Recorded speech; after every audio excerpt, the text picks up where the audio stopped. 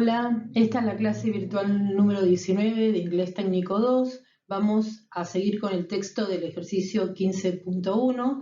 Arrancamos en la página 54 y hoy lo terminamos. Bueno, conducción es la transferencia de calor desde una parte de un cuerpo a otra o entre dos cuerpos en contacto físico real. Convección es la transferencia de calor desde un punto dentro de un fluido a otro punto dentro de un fluido. La convección puede ser posteriormente subdividida en convección natural y forzada. En la convección natural, la transferencia de calor ocurre solamente como resultado de diferencias de densidad que resultan de diferencias de temperatura. En la convección forzada, el fluido está en movimiento. La radiación es la transferencia de calor por energía radiante. Las ondas electromagnéticas son irradiadas por todos los cuerpos en todas las direcciones a todas las temperaturas. Estas ondas electromagnéticas portan energía. Cuando esta energía golpea o entra en contacto con otro cuerpo, una parte de ella será absorbida, una parte reflejada y una parte transmitida. En muchos casos reales, la transferencia de calor ocurrirá por más de uno de estos medios simultáneamente. La tasa de transferencia de calor, cantidad de calor transferido por unidad de tiempo, es proporcional a una fuerza impulsora, diferencia de temperatura. La constante de proporcionalidad es conocida como el coeficiente de transferencia de calor. En el caso de la conductividad pura, el coeficiente es conocido como la conductividad térmica del material. Materiales con excelente transferencia de calor, tales como el cobre, tienen conductividades térmicas altas. Aislantes excelentes, tales como la fibra de vidrio, el aire y el amianto, tienen conductividades térmicas bajas. Como un ejemplo del uso de los conceptos de transferencia de calor combinados con balances de energía, consideremos qué ocurre al calor descargado de una planta de energía a un río. El lector recordará que no toda la energía producida de la combustión del combustible es convertida en energía eléctrica. En realidad, la mayoría de ella no lo es. Al escribir un balance de energía para un río contaminado térmicamente, algunos de los términos que deben ser considerados son discutidos debajo.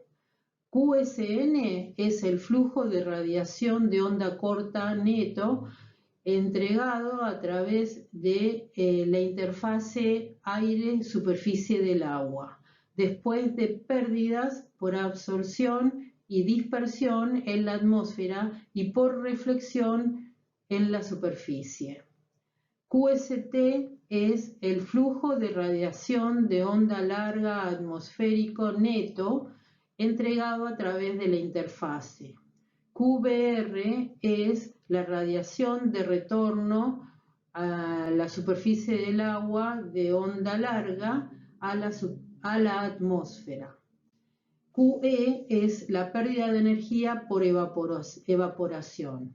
QC es el flujo de energía convectiva entre la superficie del agua y la masa de aire sobreyacente. Sobreyacente quiere decir que es una capa que está por encima.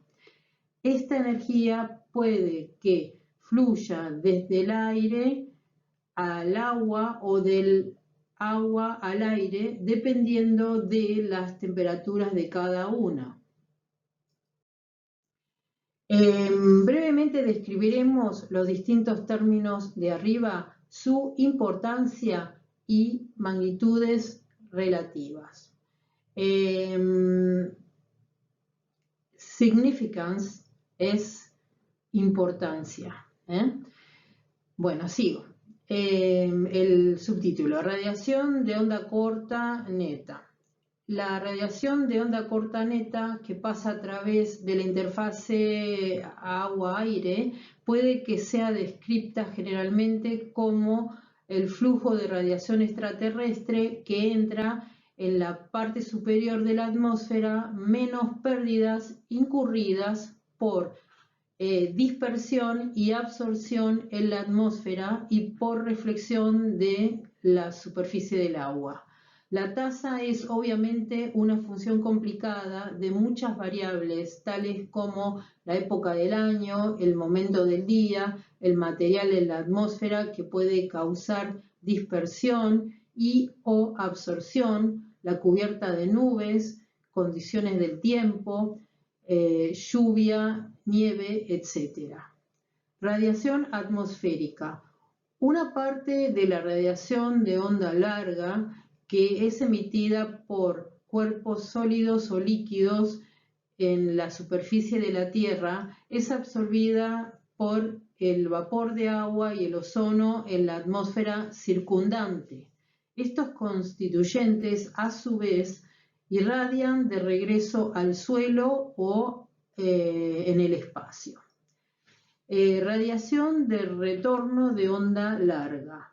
Esto es esencialmente autoexplicativo y es la radiación que deja la superficie del río. Evaporación. La evaporación es uno de los términos más importantes en el balance de energía particular.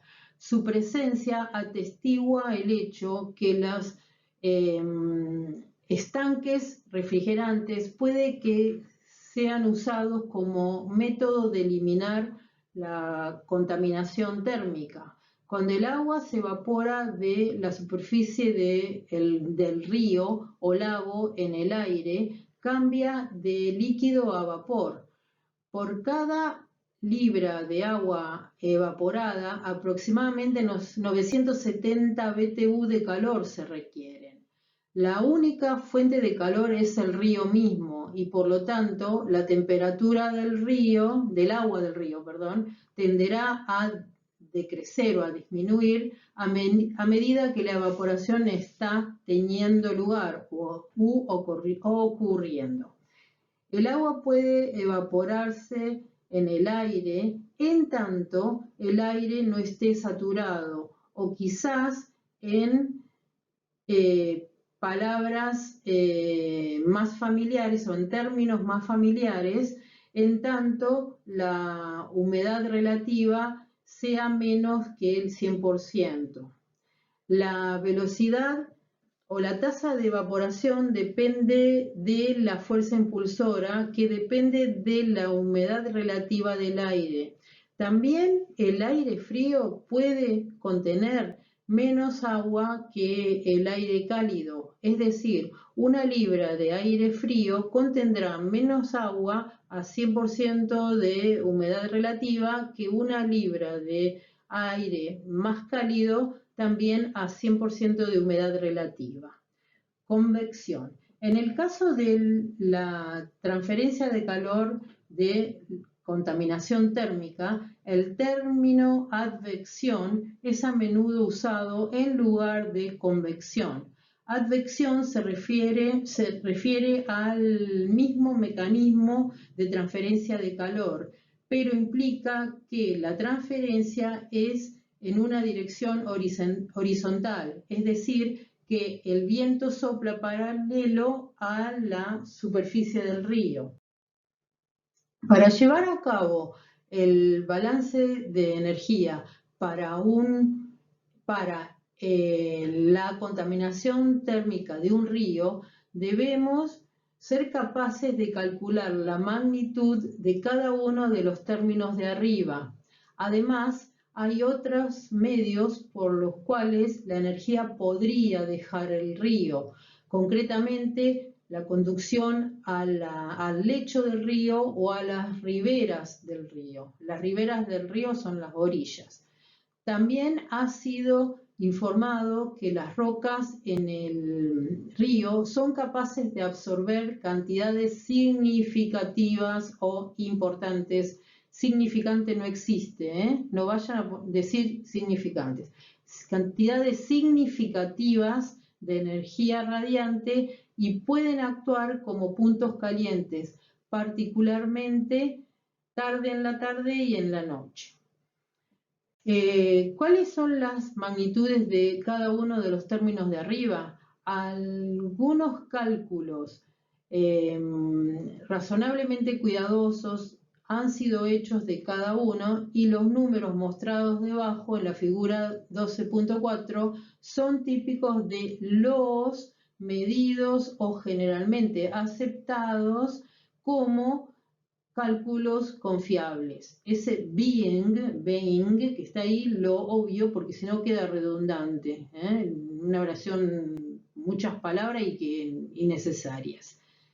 Jimson y Atkins han presentado un balance térmico típico para una planta de energía de 1000 megawatts, que es reproducido debajo en la figura 12.5. Los autores enuncian que una planta de energía de 1000 megawatts que opera con un incremento de 15 grados Fahrenheit en la temperatura del agua en el condensador requiere cerca de 1400 pies cúbicos por segundo de agua. Si una torre refrigerante es empleada para una planta de energía de 800 megawatts, la torre será aproximadamente 400 pies de diámetro y 450 pies de alto. Estas torres enfrían el agua, permitiendo a una porción de ella evaporarse en el aire que pasa a través de la torre. El calor requerido para evaporar el agua resultará en un descenso en la temperatura del agua. Jimson y Atkins también han dado los siguientes costos de sistemas de agua refrigerante para plantas eléctricas a vapor. Los costos refrigerantes corresponden burdamente a 0,2 a 0,4 milésimos por kilowatt por hora. Un milésimo es 0,1 centésimo. Bueno, y eso es todo.